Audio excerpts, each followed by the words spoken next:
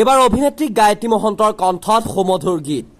যোৱাকালি বন্ধুত্ব দিৱসৰ দিনাই তেওঁ অনুৰাগী বন্ধুসকললৈ আগবঢ়ালে এটি সুমধুৰ গীত।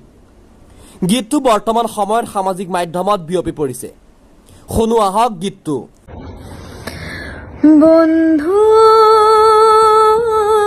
মেলি দে তোৰ দুখনি হাত, এবাৰ জিৰাও তোৰ বুকুৰ শীতল ছাট।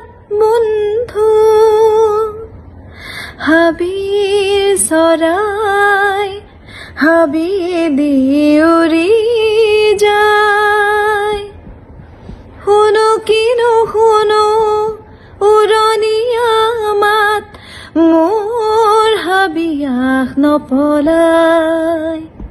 হাবিৰ চৰাই হাবিদি উৰি যায়, শুনো কিনো শুনো উৰণীয়া মাত, মোৰ হাবিয়াস নপলাই। বন্ধু মেলি দে তোৰ দুখনি